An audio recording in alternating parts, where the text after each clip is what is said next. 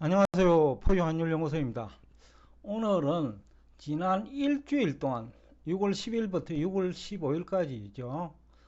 미국 자산 시장을 한번 점검해보고 그리고 시사점은 뭐냐라는 주제를 가지고 여러분과 대화를 나누고자 합니다.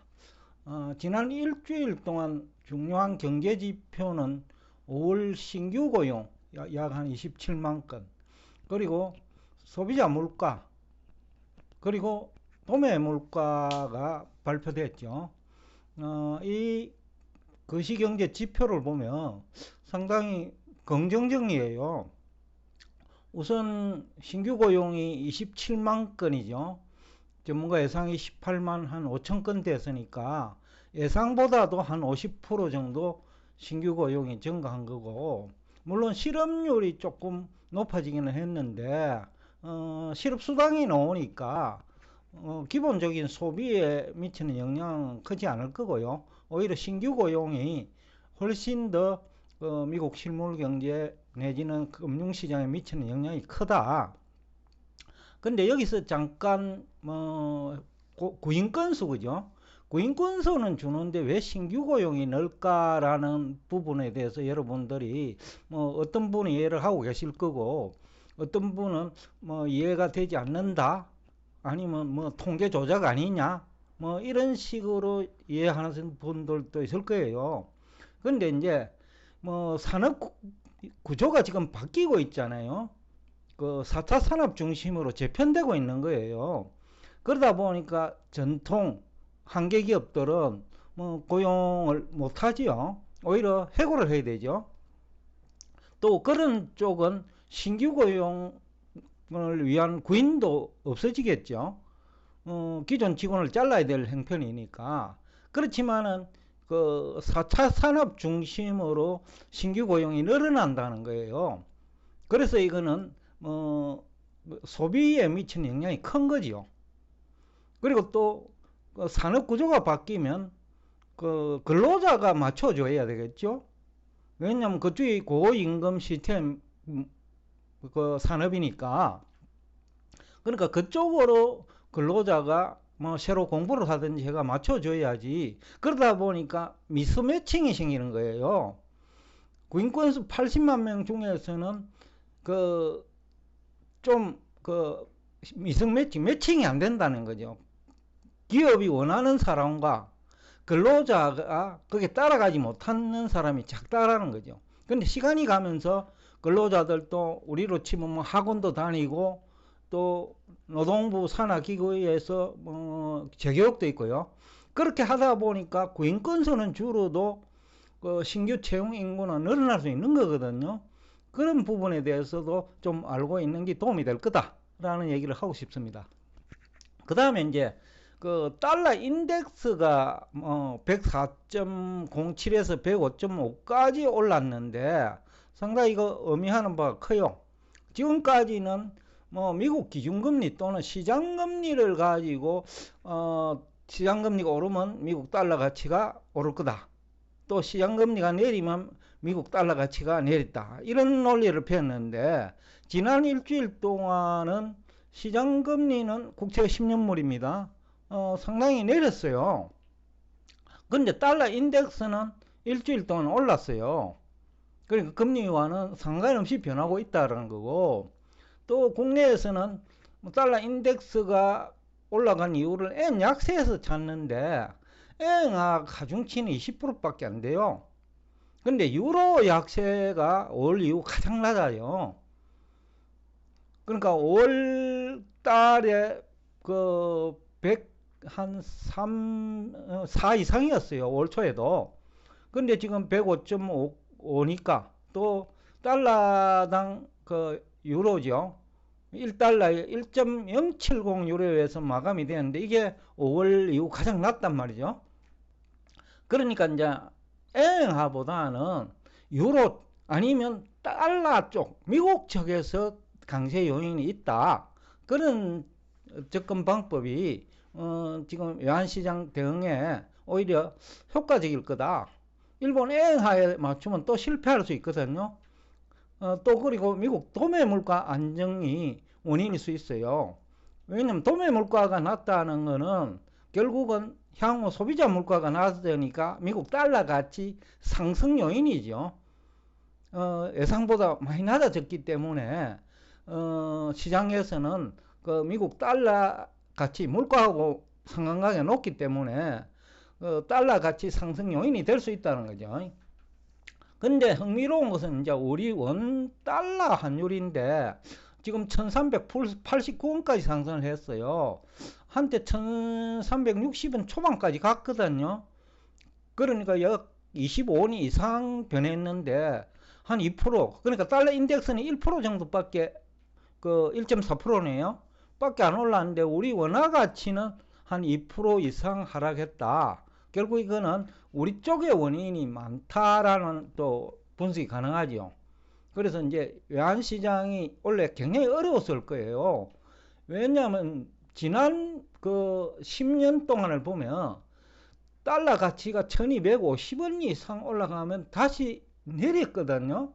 근데 2023년 이후 아니면 2022년 뭐 한 1월 이후인지 모르겠는데 그때부터는 1250원 그 이상까지 올라와도 안 내려간단 말이죠.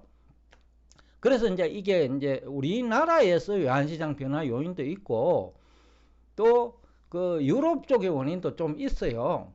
근데 유럽 쪽의 원인이 있다고 분석하는 사람은 거의 없는 것 같더라고요. 그리고 미국 쪽 요인이 있다는 사람도 별로 없어요. 미국 달러는 엉망인데, 미국 경제는 엉망인데 달러 가치가 올라가는 것이 이해 안 된다. 이런 분은 있어도 그 환율의 개념상 유럽 쪽에서 원인이 컸던 거예요. 그리고 우리나라 쪽의 원인이 컸던 거예요.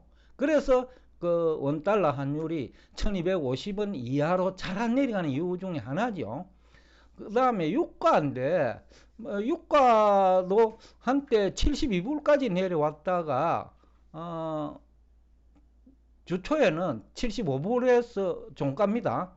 그 다음에 주말 오늘 새벽에 끝난 뭐 미국 시장이죠. 78불로 올랐으니까 뭐 일주일에 주초 대비 약 한 4% 올랐다. 그런데 여기서 이제 시사점은 배럴당 80달러 이하라면 소비자 물가 안정, 도매 물가 안정 요인이 되거든요.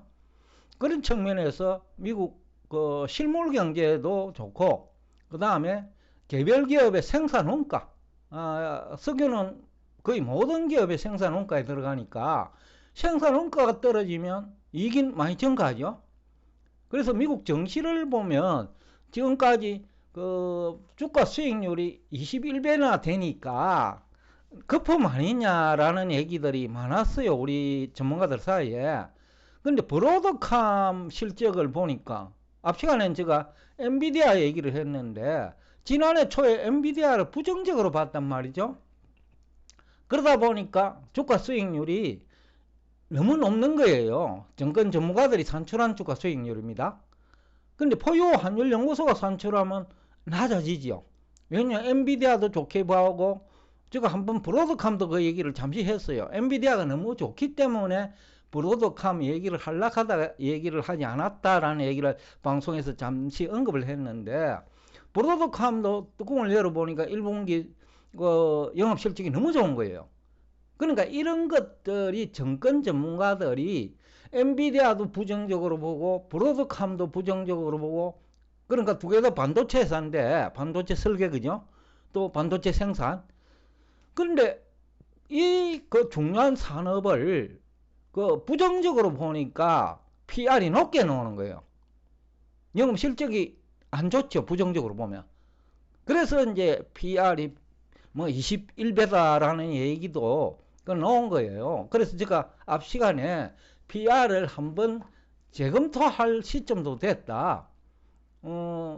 앞에서 제가 잠시 뭐 녹음을 하지 않고 방송이라고 하면 방송인데 뭐 슬라이드만 보여주는데 여러분들이 좀 이제 여태까지 제가 방송한 것을 토대로 한번 그 유추를 해봐라.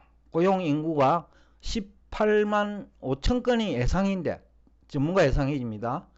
그런데 27만 건 이상이니까 50% 이상 증가했죠. 이것이 미국 실물 경제에도 긍정적인 영향, 미 증시에도 긍정적인 영향, 여러 가지 형태로 기업 매출에 영업 실적에도 긍정적인 영향. 그래서 그 얘기가 이제 주가가 올라갈 거다. 또 GDP 성장률이 당초에는 2.1% 정도로 봤는데 2% 중반까지는 갈 거다. 그런 얘기들이 함축되어 있는 거예요. 그래서 한 번씩 제가 녹음을 하지 않고 여러분들한테 슬라이드만 보여주는 것도 여러분들이 곰곰이 생각해 보면 어떻게 액션을 취해야 될지, 또 주식을 한다면 나스닥에 가야 될지, 그 다음에 S&P 500에 가야 될지, 다우존스에 가야 될지. 다우존스는 조금 시대에 조금 뒤떨어지는 그 종목들이 적지 않아요. 예를 들어서 인텔이 들어가고 엔비디아가 빠져 있단 말이죠. 반도체를 대표하는 회사는 지금은 엔비디아인데 인텔이 들어가 있단 말이죠. 그러니까 이게 다우존스가 제대로 못 오르는 거예요. 그러니까 미국을 대표하는 30개 종목이 조금 시대 감각이 없다. 그런 측면에서 다우존스 상승률이 낮은 거 아니냐라는 생각도 하고 있습니다. 어떤 지난 일주일을 보면 전반적으로 거시경제 지표는 고용 통계가 있었고, 그죠? 실업률 통계도 있었지만 그것도 일종의 고용이니까 고용은 긍정적이었다. 실업률도 실업자가 발생한 24만 건보다는 신규 고용이 27만 건인데 근로자 임금 측면에서 보면 한계 기업은 해고하는데 월급이 많을 수가 없잖아요. 한계 기업이. 근데 신규 고용 쪽에서는 4차 산업 쪽이라면 월급이 많죠. 그러니까 똑같은 숫자가 나오더라도 신규 고용이 많으면 미국 경제는 성장한다. 이런 논리도 우리가 유추해 볼 수 있겠죠. 어떤 거시경제 지표가 나오면 여러분들이 이제는 해석 능력이 있어야 돼요. 그저 경제학자들이나 유튜브에서 활동하시는 분들, 좀 감각이 떨어지는 분들, 일반적으로 나이가 들면 저처럼 감각이 떨어져야 정상인데, 지금 우리 나이가 50대에서도 감각이 떨어진다. 즉 시대 변화를 잃지 못하는 사람이 유튜브에서 활동하는 사람들 중에서 적지 않다는 것을 제가 느끼는 경우도 가끔 있어요. 금값을 보더라도 그렇고, 금값도 마치 근본이세도 시대로 착각하는 사람이 많아요, 지금. 그리고 금리가 일주일 동안 떨어져도 금값이 못 오르잖아요. 거의 보합이단 말이죠. 그러니까 물가가 떨어져도 금값이 거의 보합이고, 물가하고 상관관계도 거의 없는 것 같고, 그래서 이 시대 감각이라고 할까요? 흐름. 나이와 관계없다, 이거는. 나이가 젊은 사람도 이 감각이 없는 사람이 적지 않은 것 같다. 대표적인 것이 미국 전체 S&P 500의 주가 수익률 산출하는 거 보면 시대 흐름을 잘 모르는 것 같다. 똑같이 앞에서 얘기한 대로 실업자도 24만 건, 신규 고용도 24만 건이라 하면 미국 경제 긍정적이에요. 이런 것들이 이제 시대에 뒤떨어진다. 정보 해석 능력이 없다. 이런 식으로 우리가 해석이 가능하겠죠. 그런 측면에서 오늘 방송 내용에 의미가 있지 않나 라는 얘기를 끝으로 오늘 여러분과 대화를 여기서 끝내겠습니다. 오늘도 끝까지 경청해 주셔서 대단히 감사합니다.